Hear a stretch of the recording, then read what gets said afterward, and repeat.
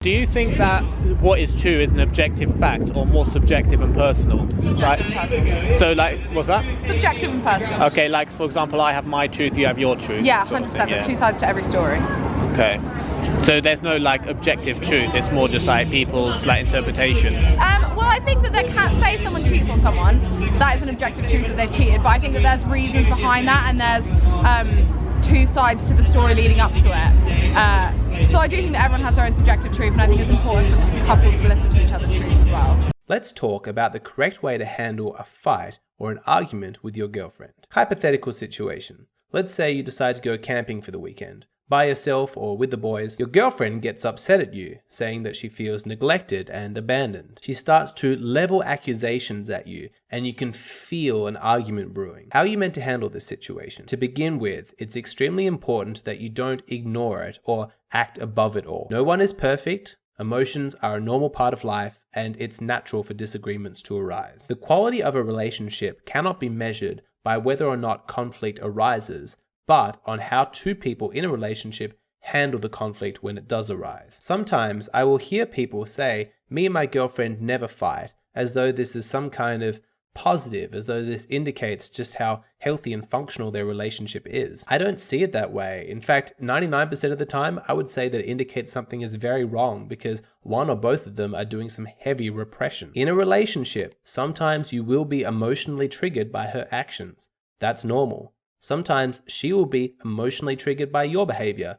That's natural. What's important is how you handle this. So don't get all superior and condescending and say, well, if you were a higher quality woman, then you wouldn't get upset by this. A good relationship brings out our insecurities in a safe and supportive environment. That way, the two people can work in partnership, in cooperation with each other to resolve those insecurities. That's one of the best things about a relationship, is it's two people helping each other to emotionally grow into better versions of themselves. Now, it's probably true that a fully formed, amazing, perfect, high-quality woman wouldn't get angry at you when you say that you're going camping. She'd say something more like, look, can I just be honest and express my emotions right now? I'm feeling a little bit abandoned. I know that's not rational and you completely deserve to have your alone time, but I'm just sharing, this is how I'm feeling at the moment. That's really great because she's taking responsibility for her own emotions. There's no argument, there's no blaming. Ideally, that's what your relationship is going to look like in the future, and that's how the two of you will speak to each other. But there's a lot of work that you have to do first before you can get to that point. Your girlfriend might not be a high quality woman yet. She's just a woman with high quality potential. And so the question is, how do we help her realize that potential? So like I said, it's important to not act all superior and condescending as though you're above it all, when the truth is that you're just not emotionally well equipped enough to handle the situation, or you're too lazy and selfish to actually listen to her feelings. But don't overcorrect either, because if you get dragged into the nonsense and into the chaos, it's worse for both of you. If she is emotionally triggered and she's trying to pull you into an argument, if you allow yourself to get sucked into that vortex, it's game over. You've lost your masculinity, you've lost your frame, you've lost your leadership, and it won't be long before you lose your self-respect. The appropriate term to use here is codependence. That's when you take responsibility for another person's emotion. It is toxic, and it's what makes a relationship quickly turn abusive. So back to our camping example. You work hard every single day of the week and you want to relax, you want some time to yourself. This isn't a decision about her, this is just a decision about you. Unfortunately, she feels as though it's a decision about her. She feels as though you going camping is a rejection of her. There's really no other way to say this, but if that's not your intention, then her feeling is just wrong. She isn't experiencing an emotion based off reality. She imagines this scenario where you have different intentions, different motivations than you actually do, and her emotional response is based off her own imagination. So what happens if you start to argue with her? Well, by your participation, you give validation to her emotions as though they are a legitimate response to reality. You see, it doesn't matter that you're disagreeing with her and you're taking the opposite side of the argument. The very act of you arguing with her means that you have engaged at her level, and she can set herself up as the one who needs to be convinced. When one person is coming from reality and the other person is coming from illusion, the only outcome of arguing with that person is that reality starts to become diluted. She tries to make the argument about you, about your behavior, your actions. And if you buy into that frame, then you are being codependent. You are taking responsibility for her emotions. But in this example, your behavior is not the issue.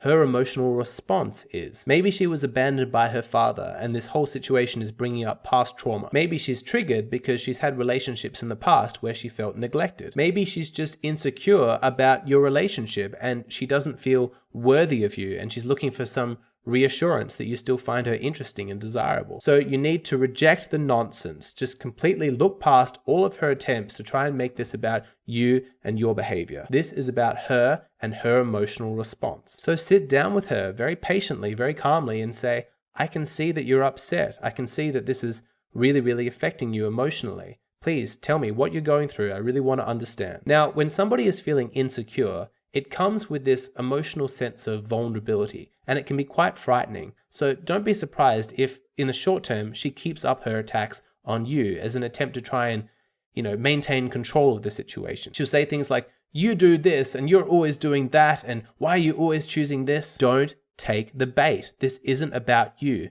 You're existing up here in the plane of reality, and you're not touched by accusations that come from illusion. Women will throw their chaos at you as a test of your masculinity. When she's doing this, what she's actually saying is, I'm not going to tell you what's really bothering you because I feel too vulnerable, too insecure, and I'm scared that my chaos and my feminine wildness is just going to completely overwhelm you and that you're not strong enough to take it. She's saying, I am scared that my pain is too much for you to bear. In order to allow you to be there for me, I need to have confidence in your strength. I need to have confidence in your masculinity. I need to know that you can handle me. So please prove to me, show me the evidence that you are strong, that you are a man, and that you're untouched by all of my feminine chaos. Let me throw my chaos at you because when I see that it doesn't affect you, it makes me feel safe in your strength. It makes me feel as though you have the sufficient masculinity to really be there for me. So while she's trying to have this adversarial argument about your behavior, you, on the other hand, insist on having a calm, balanced, rational discussion about her emotional response. If you maintain your frame of calm, compassionate strength, eventually you will see the walls break down. She will cry. She will express her vulnerability. She will talk about her emotions in the past and what she's feeling in the present, and you'll be there to comfort her. Hold strong, maintain your frame. You are the man in the relationship. And if you do this, if you allow her to express her femininity within the safety of your masculinity, then you will watch her transform before your very eyes. Gone is that dark, vicious, argumentative feminine, and what's revealed is a softer, gentle, more nurturing feminine. After an emotional release like that, don't be surprised if she makes very sincere apologies for her behavior earlier. With your help, she has processed the emotions. She's no longer possessed by them. And now, with greater clarity, she can see how crazy she was acting earlier. Also, as a little bonus, don't be surprised if after an incident like this, you suddenly find that she is very, very attracted to you. After all, you have just demonstrated a very strong masculinity, and it's quite common for a woman to insist on taking her man to the bedroom after an incident like this. Enjoy it. You've earned it, and enjoy your camping trip. You earned that too. The lesson here is stay masculine.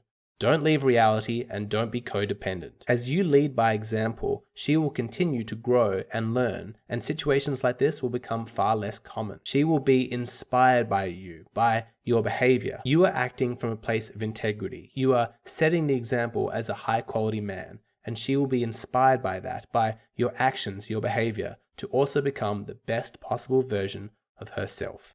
Should you be upfront with a girl and just tell her that you like her? Or should you hold back a little bit and be a bit more mysterious? That is the topic of my latest video. The YouTuber Georgia Free, who I've collaborated with many times, recently did a video explaining how much she enjoyed it when her current boyfriend just came out and stated plainly and openly that he liked her. No games, no mystery. A member of my Patreon community noticed this post of hers and said that it contradicted advice that I gave in my videos and wanted me to post a video clarifying why this difference existed. That's what I do in this video.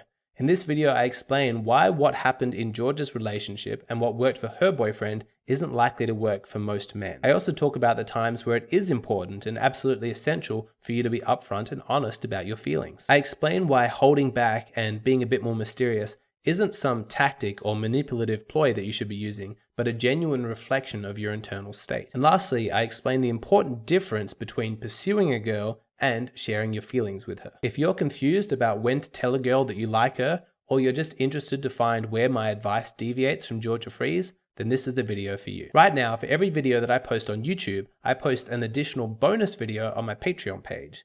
That means that at the moment, you're only seeing half of the total content that I create. If you'd like to see the other half, then please go and sign up at my Patreon. It's just a $5 a month subscription. You get instant access to a whole bunch of exclusive content, and it is a fantastic way to support this channel. I'd really appreciate seeing you over there.